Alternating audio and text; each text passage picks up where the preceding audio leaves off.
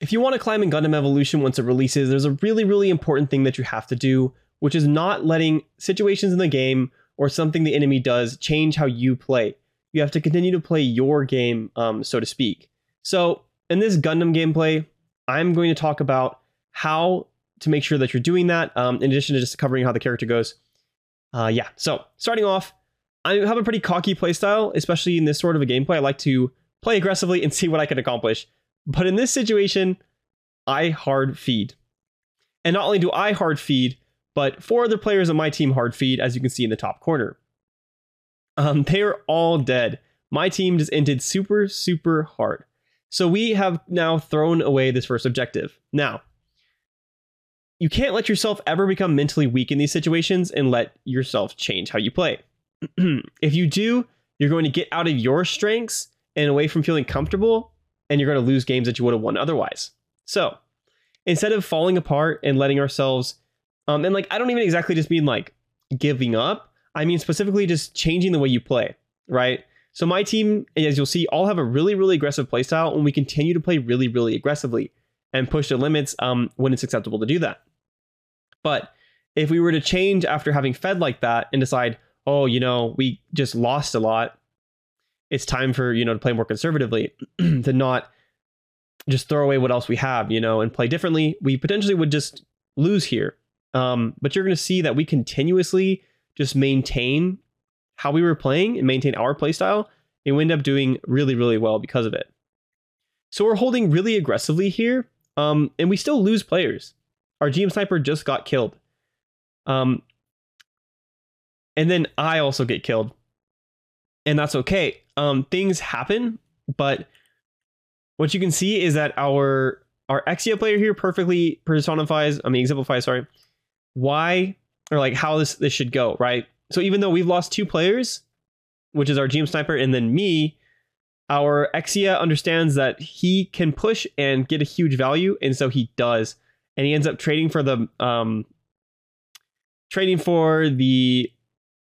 Metis right there, and ends up getting a lot of damage on the enemies, giving the rest of us time to come back.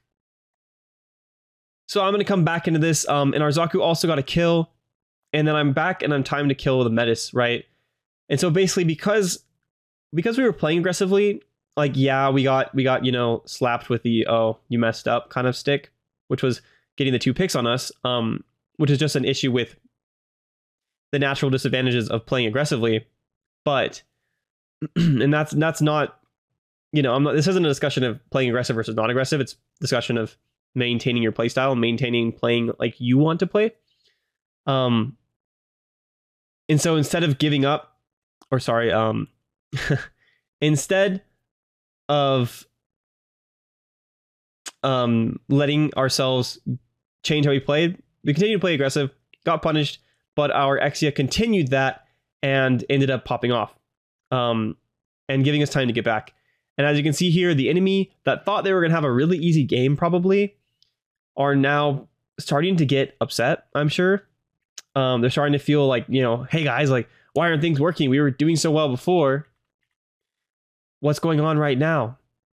And they're going to start having the same issue where, like, yeah, when things are going well in a game, you're going to continue playing how you play, You're going to play with your level of aggression, your level of cautiousness, whatever you like to play, whatever you're comfortable with, whatever your strengths are.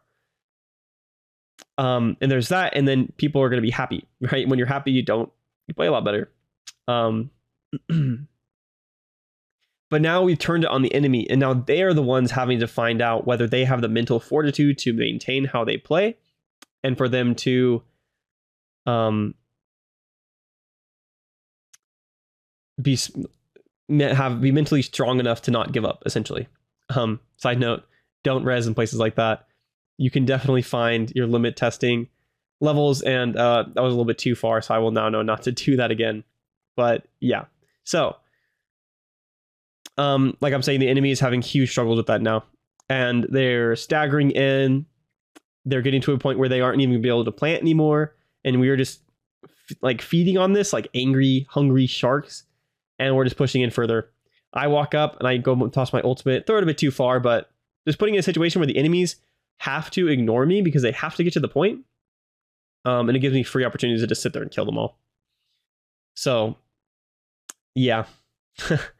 The moral of this video is, and it sounds simple, but there's a really common concept in a lot of sports where people who are better than another player or teams that are better than another team will oftentimes lose to them just because they let them dictate the flow of the game. If you're an aggressive player and you're intimidated by the enemy, or you feel like you've lost so much already that you don't want to, that you want to play more cautiously, like I was showing in this game, you're going to stop playing how you play. It doesn't match you personally. It doesn't match your comfort levels, and you're going to not do as well. So you can't let that happen.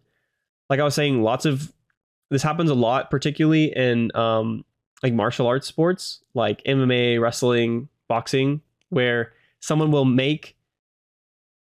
they will give themselves a huge advantage just by playing and fighting in the way they want, you know? It's like making them fall into things that you're good at, taking advantage of your strengths. If you're aggressive, a lot of the time it's being so aggressive the enemy doesn't know how to handle it, or if you're defensive or reactionary or have a really cerebral playstyle, it's forcing the fight into a way where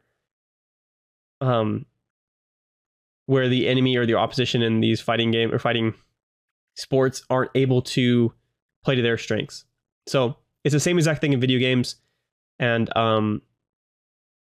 regardless of mental booming and all that sort of stuff, just as a general thing, play your game. Obviously, I'm not saying just like, oh, if you're aggressive, like just forehead aggression constantly, because that's not what it is.